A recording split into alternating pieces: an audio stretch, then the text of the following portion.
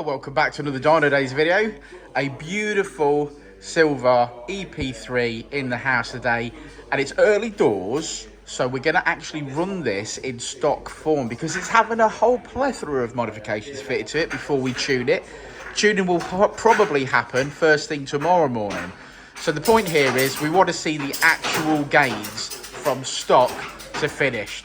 So Jensen's busily strapping it. Let's get a power runner out of it and see where we get to.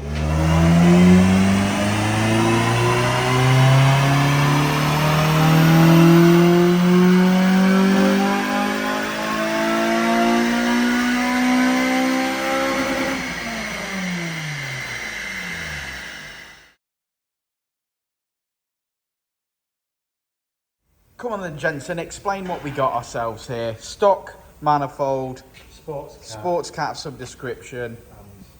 Not entirely sure what. Not sure what that is, are we? It's like a spoon wrap. Yeah, but look at this beautiful piece of equipment. This is solid fab, isn't it? Yeah, that's what's about to go on there. Oh, it's just shiny and new, Jensen, and it makes me, like Madonna said, shiny and new. They're also consistent. It is beautiful. Yeah, very, very nice.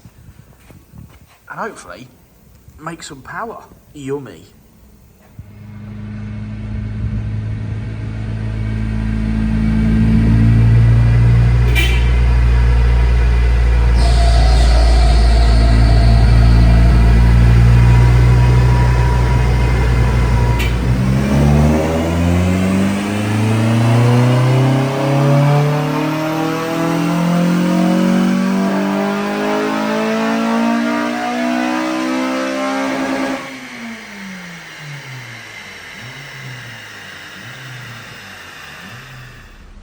Okay, so at this stage, the car has now been modified. So still on the stock map, and the two differences in the lines are red line is stock car stock map, blue line is modified car stock map.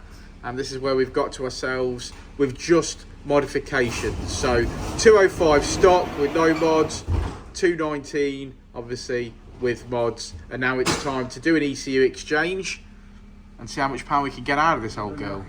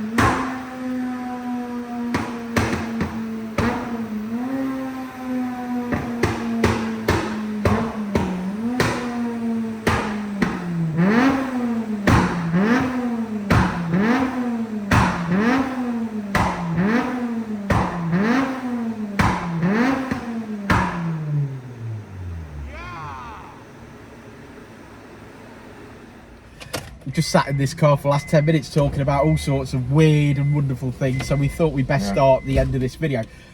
What a great EP3 this is.